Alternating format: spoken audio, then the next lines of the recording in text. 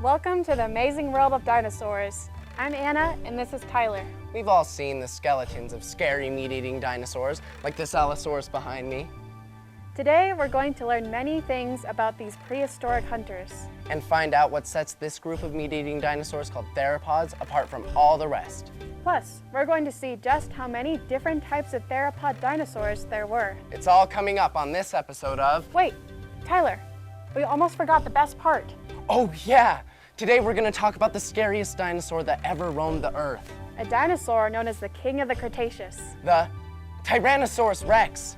It's all coming up on the T-Rex and the Meat Eaters.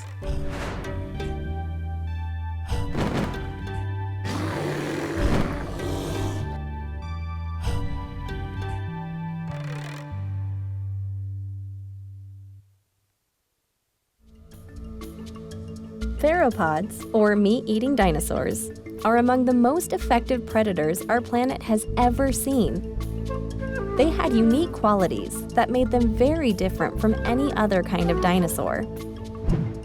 One of the biggest differences was that most were bipedal, which means that they walked upright on two legs, just like us.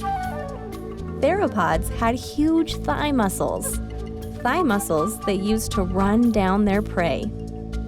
Walking on two legs also meant that their arms were free to grab their struggling quarry with razor-sharp claws, then devour them with huge serrated teeth. I'm standing next to an Allosaurus. This is a classic example of a theropod dinosaur.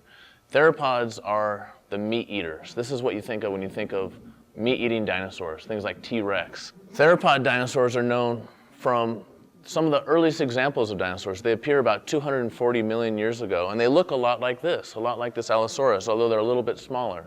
They're on two legs, they have razor-sharp teeth for hunting prey, and they quickly distribute across the world, so they become globally distributed. Theropod dinosaurs are known from every continent almost as soon as dinosaurs appear.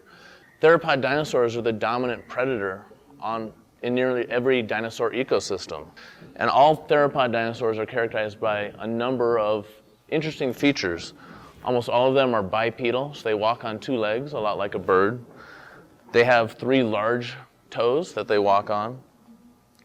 Their hands are often armed with large claws, and their mouth is full of razor-sharp teeth with denticles, little serrations along the front and back edge that make it perfect for cutting meat. Theropod dinosaurs hunted in two primary ways. One was using the claws on their arms and their feet for grappling with their prey or grabbing small prey and bringing it to their mouth. Another way theropod dinosaurs could hunt was with their mouth. So on a lot of theropod dinosaurs, the arms are tiny, like in a T-Rex, but they had an amazing, robust skull for going in and attacking their prey with their mouth. This is from a big carnivorous dinosaur. It's not T-Rex, but it's a cousin to T-Rex. And you can see how much longer the teeth are. Look how narrow they are. They're almost like a knife. And if you look closely, there's serrations on the side, just like on a steak knife. And that'll cut through meat like crazy. It'll cut through and slash up meat, pull off big chunks, and the animal not only uses them for eating, uses them for killing. These big sharp teeth, it can drive the teeth into part of the animal and hold on to it and pull it down. You can grab its throat and slice its throat open. You can grab its nose and crunch the nose shut so it suffocates. Just terrible, nasty things with these big meat-eating dinosaurs that use these sharp teeth to kill and to chew up the animals that they're eating. They're eating plant-eating animals. The poor little Triceratops that's here, they're going to tear down a baby Triceratops and gobble him up with these big teeth. But not all theropods were big or even medium-sized. Some meat-eating dinosaurs were no bigger than a chicken, like Bambiraptor. One of the smallest theropod dinosaurs, it ate small lizards and probably insects as well. But don't let this cute name fool you. Bambiraptor was just as vicious as its larger cousins. From Bambiraptor's measly 5 pounds, theropods only got bigger and smarter. The Troodon is considered the smartest of all dinosaurs. The name Troodon is Greek for wounding tooth. Its brain was huge compared to its body size. A body fully grown that was 8 feet long and weighed in at 100 pounds. The Troodon had big eyes that faced forward, similar to ostriches. This gave the Troodon binocular vision, a big advantage over other dinosaurs that had eyes on the side of their head. Wow, the Troodon sounds cool. Yeah, it's possible that the Troodon was 6 times smarter than the average dinosaur. And that the Troodon had finger-like claws to grasp its food.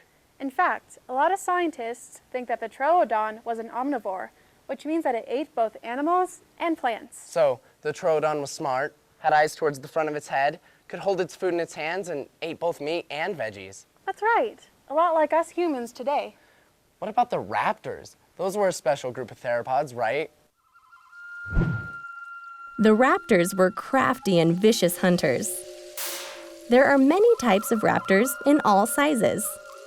Some were small, like the velociraptor, only about 2 feet high, 6 feet in length, and weighing about 30 pounds. Some were nearly the size of a human, like Deinonychus, whose bones have been found in the US. And some were humongous. Look at this giant raptor called Utah raptor. This is the biggest raptor ever found. It was 25 feet in length and weighed over 1,000 pounds. That's the size of a grizzly bear. In fact, some scientists think that the Utah raptor could have been twice that size. Though raptors were very different in size, they all had something in common: huge, razor-sharp claws. This is a raptor claw. Look at that. Huge, huge claw. That's a hand claw. It would grab things. The claw would be in the hand like this, and it could dig into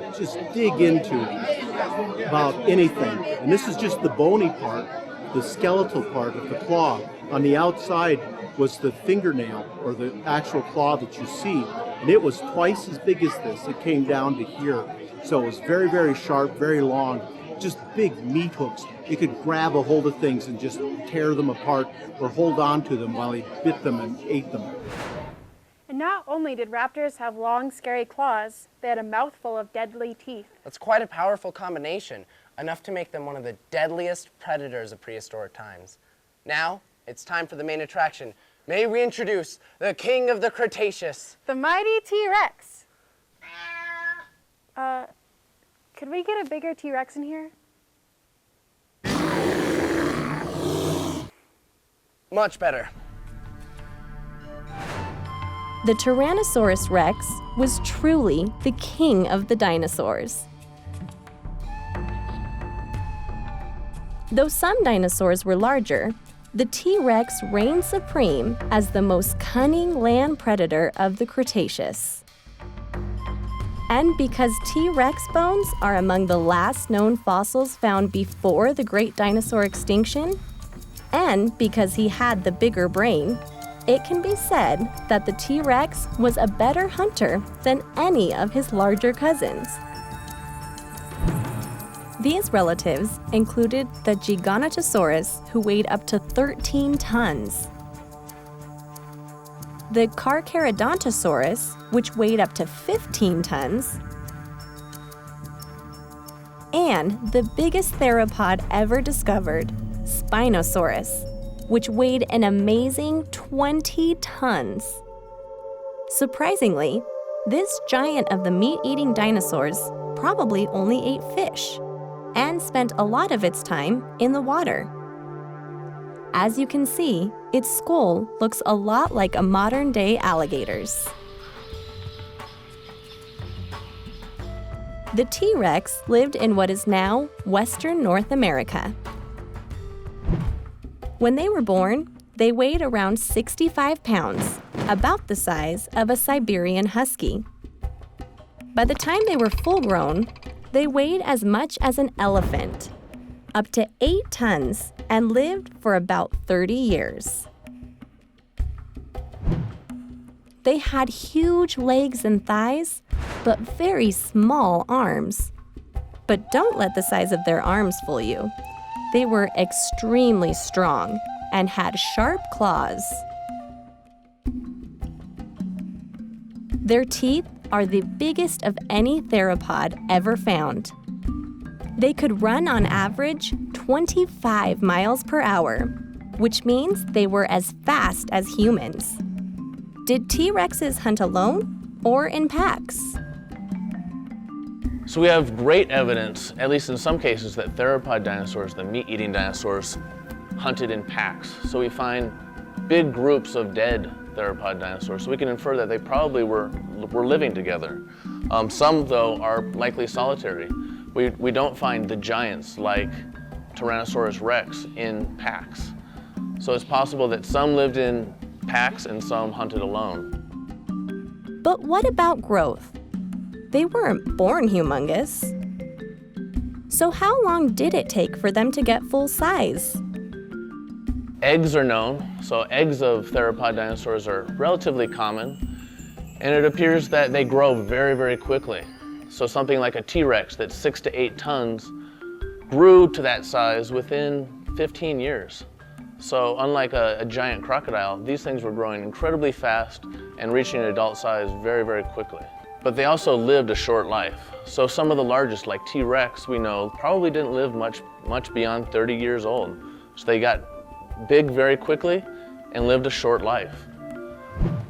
In 1998, Bucky Derflinger, a teenager just like us, discovered guess what? A teenage T-Rex. A T-Rex now called Bucky. Let's see how Bucky was excavated and prepared. Pete Larson is leading the dig. He and his brother Neil were made famous by discovering the largest T-Rex ever found. Sue, now at the Field Museum in Chicago, Illinois. At this site, they are digging up an extremely rare find. The most complete juvenile T-Rex ever found. The teenage carnivore was named Bucky after the boy who discovered it, Bucky Derflinger. It took the Black Hills Institute 2 summers to excavate Bucky, and another 8 months to clean him up and put him together. Interestingly, Bucky's bones were found on 2 distinct hills. In all, 101 bones were discovered. Back at the lab, Pete and his team prepared the fossils and created casts. Pete discovered that Bucky the T-Rex was special for another reason. He had a wishbone, a bone usually found only in smaller theropod dinosaurs and birds. When all was said and done, the Institute discovered that Bucky was actually an 11-year-old girl. A juvenile that was already able to mate and lay eggs. A juvenile that probably already lost her feathers. So this is what we found with Bucky. And as you can see, we comparing this is a furcula, or a wishbone, from another Tyrannosaurid. This one's from one called Gorgosaurus. This, of course, is Tyrannosaurus Rex. And here's another furcula, another wishbone from a beast called Raptor, which is a new little dromaeosaurid that's just been described here not too long ago. So you can see they're all very similar. They have this nice sinusoidal curve. And this is one of the real key things that tell us that birds came from theropods. They came from theropods like T-Rex and like Raptor and like Gorgosaurus. Of course, they arose a little bit earlier than these guys, but still this shows how really closely related these two groups are. That's right. Paleontologists, after more than a century of dinosaur hunting, are now discovering that the king of the Cretaceous had feathers. The T-Rex had feathers when it was young, and as it got older and bigger, it probably lost them in order to stay cool in the hot Cretaceous climate. Not only were theropods the ancestors of birds, but today, most paleontologists agree that birds are dinosaurs, and they all had feathers. Raptors are a type of theropod dinosaur, and they're incredibly close to birds. In fact, a lot of the theropod dinosaurs that are being discovered right now in places like China are covered with feathers. So not only were they bird-like in the way they looked, they had very long arms that likely moved like a bird flapped its wings. They had large talons on their feet, a lot like birds. But they were covered in feathers, and in fact, they may have, in some cases, even flown. There's a raptor dinosaur from Madagascar that had large feathers over its wings and may have even flown. So it's kind of bizarre. We have birds that fly, we might also have dinosaurs that fly. There were other theropods that were closely related to birds, like this Archaeopteryx. We now know that most theropod or meat-eating dinosaurs had feathers. And why feathers? Because they're very closely related to birds. Birds descended from theropod dinosaurs, back in the Jurassic perhaps, as early as that. For sure in the early Cretaceous, they were already good separation of birds and dinosaurs around the world. Our earliest known bird that we have, Archaeopteryx, was never a bird at all, but was rather a very feathered dinosaur. It has all the dinosaurian traits. And it's after years and years and years of scientific discussions, now people are finally admitting, scientists are finally admitting after looking at feathered dinosaurs, that Archaeopteryx is just another feathered dinosaur. But being just another is not meaning just another. It's also another incredible one. The greatest dinosaurs, meat-eating theropod discoveries have been made recently in China, and it is there that we're finding feathers on these dinosaurs. Wonderful, wonderful, exciting things with those. And we're finding them on almost every meat-eating dinosaur present. Final proof of this connection between theropods and birds occurred at the beginning of the 21st century, when paleontologists made some remarkable discoveries in the Gobi Desert in western China. They found small, complete theropod fossils covered in feathers. At the same time, and in the same place, they found fossils of birds. Birds that lived at the same time as feathered dinosaurs. Here's what each looked like: the feathered dinosaur and the bird. In fact, one thing theropods had to do in order to evolve into birds and to take to the air was to lose their teeth. All dinosaurs, including theropods, laid eggs. Were their eggs like bird eggs? So if we look at the microstructure of the eggshell under a microscope, what we see is that dinosaur eggshell almost invariably is most closely allied with modern bird eggshell, and not with crocodiles or turtles. Furthermore, when we look at the arrangement of the eggs in the nest, it seems to point towards the fact that especially the meat-eating dinosaurs were laying their eggs over a period of several days. So the nest, in fact, wasn't laid all at once the way it is in, say, a modern sea turtle. The eggs were spaced out. And this kind of strategy is a strategy we see in modern birds as well. Finally, when we look at some meat-eating dinosaurs like Troodon from Montana and Oviraptor from Mongolia, they show us that the adult meat-eating dinosaurs were in fact brooding their eggs. They were lying on the nest of eggs in, again, a form that we only see in modern birds and we don't see in modern reptiles at all. Here's one last look at the great variety of sizes and shapes of theropods, the great meat eaters.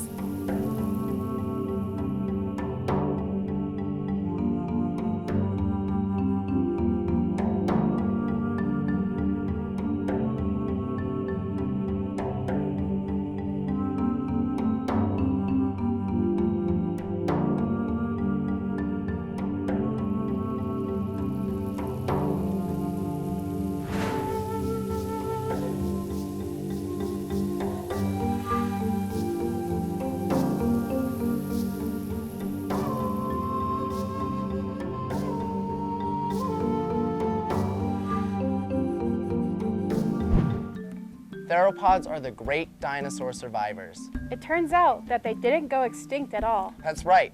Back in the Jurassic, some theropod dinosaurs simply evolved into modern birds. So, when you see a bird fly by, say, there goes a dinosaur. In fact, predatory birds with big talons like eagles, falcons, and hawks are called raptors. We've had a great time exploring the world of theropods, the bird-like meat-eaters among the dinosaurs, On the next episode, we'll dive into the world of plant-eating dinosaurs. including the gentle giants known as sauropods. See you next time on The amazing world of dinosaurs.